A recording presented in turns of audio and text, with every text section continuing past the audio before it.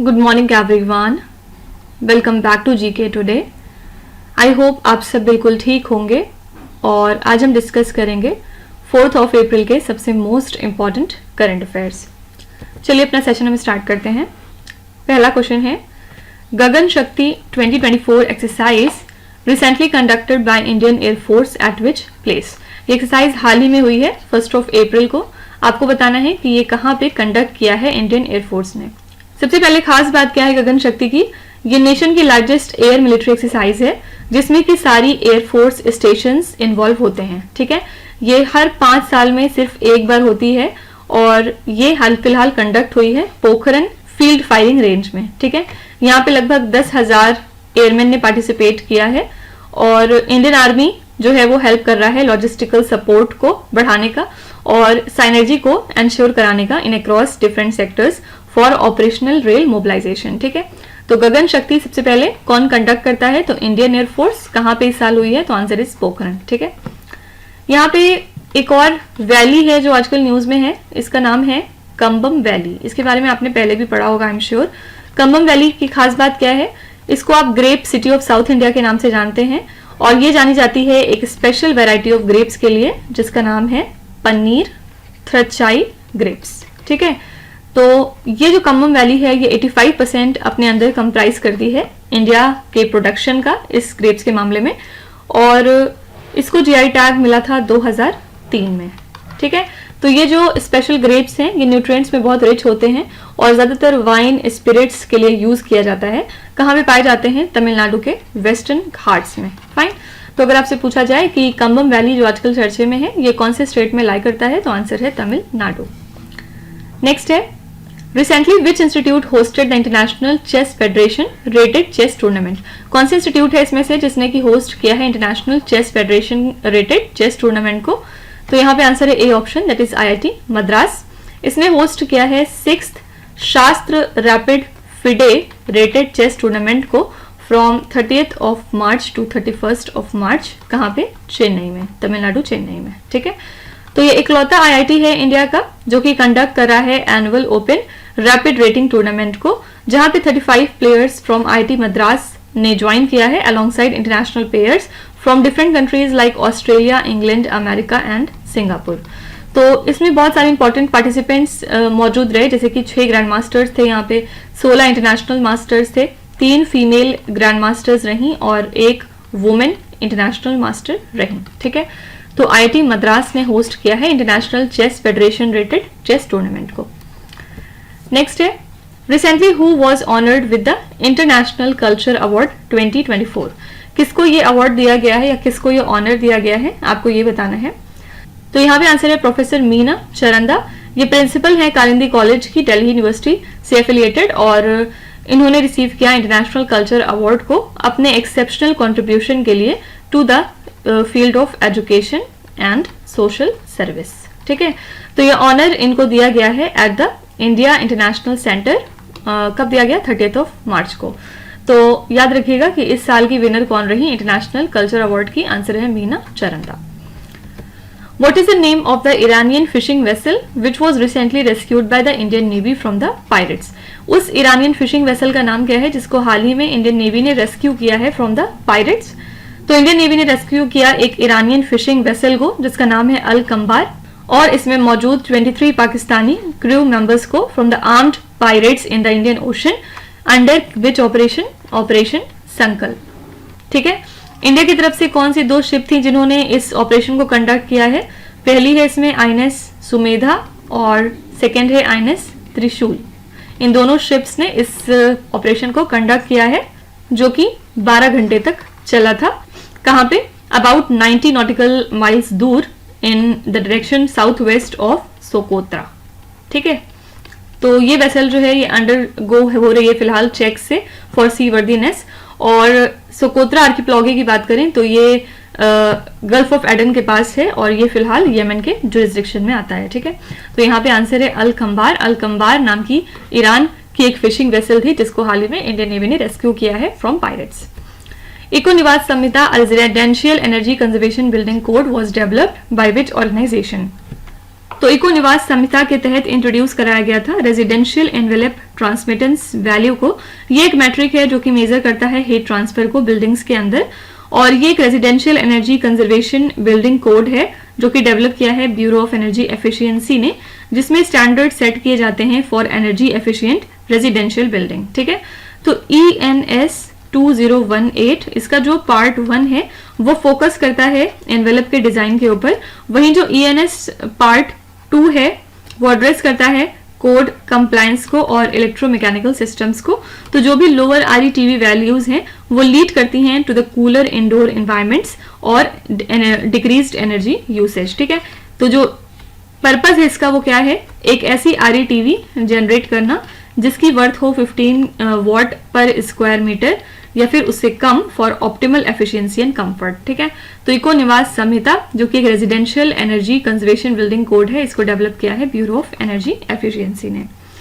अच्छा, इसके अलावा जो डिसीजन सपोर्ट सिस्टम है फॉर दिल्लीज एयर पोल्यूशन, जिसको कि डेवलप किया है IITM पुणे ने, ये रिज्यूम हो जाएगा सितंबर मंथ से अपने नए फीचर के साथ, और ये फोरकास्ट करता है दिल्ली की एयर क्वालिटी को एंड पोल्यूशन सोर्सेज को। ठीक है, तो इसमें ये एग्जामिन करता है कि क्या इम्पैक्ट है एमिशन इंटरवेंशंस का और बायोमास बर्निंग का, और अब ये एक्सटेंड हो रहा है 8 सराउंडिंग NCR डिस्ट्रिक्ट्स के आसपास।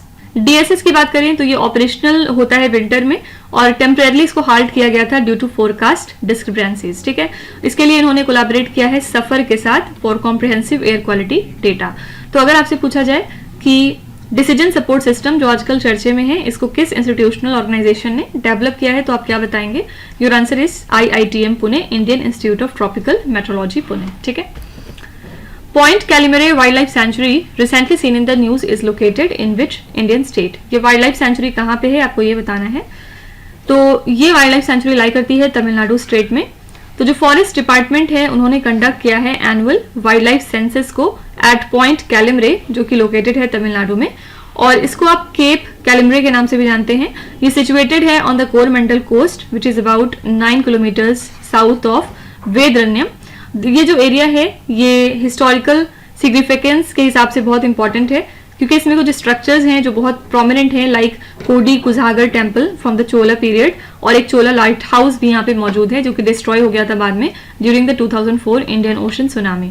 तो जो फॉरेस्ट है यहाँ पे वो रेमिनेंट है of the east Deccan dry evergreen forest ecoregion. ठीक है, तो point Calimere wild life sanctuary कहाँ पे लाई करती है? Your answer is B option, that is Tamil Nadu. Next है Gopalpur port recently seen in the news is located in which Indian state? ये port कहाँ पे है? आंसर है ओडिशा। किस वजह से न्यूज में आया? क्योंकि Adani ports and special economic zone ने एक्वायर कर ली है 95% कंप्लीट कंट्रोलिंग इन गोपालपुर पोर्ट ओडिशा। इसी के साथ यहाँ पे अदानी पोर्ट की पोजीशन को सॉलिडिफाई करता है in the ports and logistic sector. ठीक है, इसकी वर्थ है 3,350 करोड़ रुपीस, इस डील की वर्थ है, और इसमें इक्विटी वैल्यू रही 1,349 करोड़ रुपीस की, और एंटरप्राइज वैल्यू रही 3,080 करोड़ रुपीस की।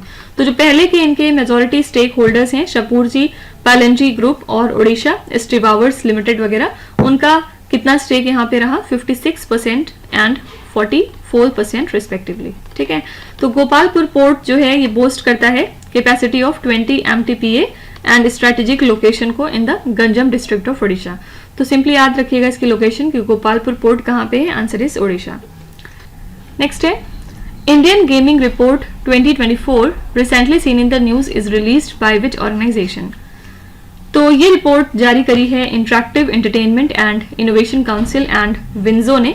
इस रिपोर्ट में इंडिया की डोमिनेंस को दिखाया गया है गेमिंग सेक्टर में, जहां पे हमारे गेमिंग यूजर्स कितने हो चुके हैं? 568 मिलियन यूजर्स। ठीक है, इसी के साथ इंडिया लार्जेस्ट गेमिंग मार्केट बन चुका है ग्लोबली, और हम ऐसा एक्सपेक्ट कर रहे हैं कि 2028 तक ये जो गेमिंग मार्केट है वो हिट करेगी $6 बिलियन को। ठीक है, तो ये जो इंडस्ट्री की ग्रोथ है ये बहुत एविडेंट है, क्योंकि जो इंडिया की गेमिंग कंपनीज हैं वो इंक्रीज हो रही हैं, क्योंकि 2015 में सिर्फ 25 गेमिंग कंपनीज इंडिया में मौजूद थी, लेकिन अब जो है 2023 में ये बढ़ के हो गई है डेटा कितना? 1400। ठीक है, तो Ministry of electronics and IT oversee करता है गेमिंग रेगुलेशंस को, जहां पे फैसिलिटेट किया जाता है 100% FDI and initiatives like Draft National ABGC Policy and National ABGC Center of Excellence. ठीक है, तो इंडिया गेमिंग रिपोर्ट को हाल ही में किस ऑर्गेनाइजेशन ने जारी किया है? आंसर है यहाँ पे interactive entertainment and innovation council and वेंजो. ठीक है.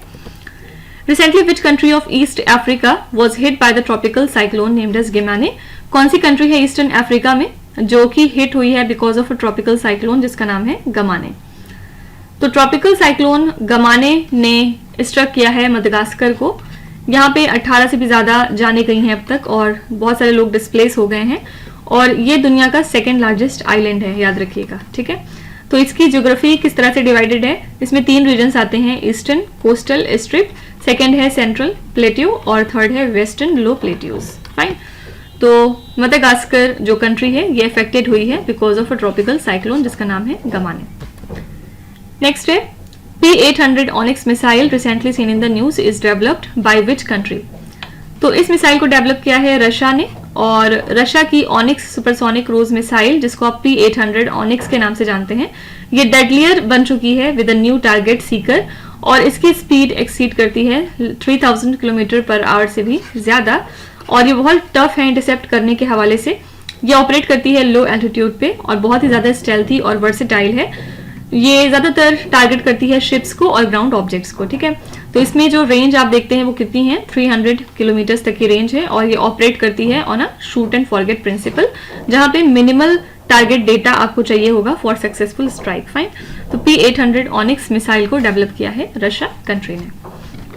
नेक्स्ट है Konda Reddi tribe recently seen in the news primarily inhabits in which Indian state?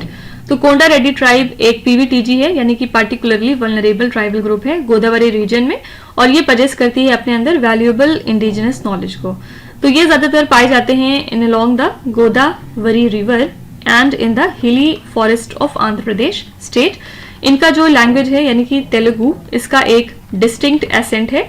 Marriage customs में कुछ नेगोशिएशंस इंक्लूडेड होते हैं, अलॉटमेंट और कैप्चर वगैरह होता है. तो जो ट्राइब जो है वो प्रैक्टिस करता है फोक हिंदुइज्म को जहां पे ये लोकल डिटीज को वर्शिप करते हैं और यहाँ पे इनके यहाँ पॉलीगैमी भी अलाउ होती है. ठीक है, तो कोंडा रेड्डी ट्राइब ज्यादातर कहाँ पे पाया जाता है? आंसर है A option, Andhra Pradesh state में. नेक्स्ट है what is Indira application recently seen in the news? Indira application क्या चीज है? तो इंदिरा एप्लीकेशन को लॉन्च किया गया था during the World Meteorological Day of celebrations. किसने लॉन्च किया था? School of Naval Oceanology and Meteorology and Indian Naval Meteorological Analysis Centre ने एट सदर्न नेवल कमांड. तो ये फैसिलिटेट करता है वेदर इंफॉर्मेशन डिसेमिनेशन को. इसको डेवलप किया है बाइसैग और इंडियन नेवी ने. ये हेल्प करता है क्विक डिसीजन मेकिंग में. साथ ही विजैक की बात करें तो ये एक ऑटोनॉमस साइंटिफिक सोसाइटी है which works under ministry of electronics and IT. ये फोकस करता है on geo spatial technology development, research and capacity building. इसके 3 मेन डोमेन्स हैं. कौन कौन से? Satellite communication, geo informatics and geo spatial technology. ठीक है, तो इंदिरा एप्लीकेशन का पर्पस क्या है? It is use to disseminate weather related information and forecast. Fine. Last question है recently which ministry issued an advisory to the artificial intelligence industry? कौन सी ministry है जिसने हाल ही में एक एडवाइजरी जारी करी है to the artificial intelligence industry? तो यहाँ पे आंसर है Ministry of electronics and IT. इन्होंने एक एडवाइजरी रिलीज की है to the AI industry. Particularly यहाँ पे टारगेट किया गया है मेजर प्लेटफॉर्म्स को जैसे कि गूगल. ठीक है, तो यहाँ पे इन प्लेटफॉर्म्स को बोला गया है कि वो अपनी एक एक्शन रिपोर्ट सबमिट करें अगले 15 दिनों के अंदर अंदर. और इसके की पॉइंट्स क्या क्या हैं? जैसे कि इन्हें परमिशन लेनी पड़ेगी for testing any AI model. साथ ही एक्सप्लिसिट अप्रूवल की जरूरत पड़ेगी फॉर अंडर टेस्टेड और अनरिलायबल आर्टिफिशियल इंटेलिजेंस और प्रॉपर लेबलिंग करनी होगी पोटेंशियल एरर्स की. ठीक है, तो स्टार्टअप फाउंडर्स ने क्रिटिसाइज किया है इसको और ये कहा है कि ये बहुत ज्यादा डिमोटिवेटिंग है. तो Ministry of electronics and IT ने जारी किया है एक advisory to the artificial intelligence industry. तो इसी के साथ हमने आज के सभी इंपॉर्टेंट करंट अफेयर्स कवर कर लिए. आई होप कि आपने सेशन को काफी एंजॉय किया होगा और डेफिनेटली आप काफी कुछ नया सीख के ही जा रहे होंगे. चलिए फिर आपके क्विज पे चलते हैं जहां पे स्क्रीन पे आपको 5 क्वेश्चंस दिखाई दे रहे होंगे. ये क्वेश्चंस ऑलरेडी हम पीछे कहीं ना कहीं डिस्कस कर चुके हैं.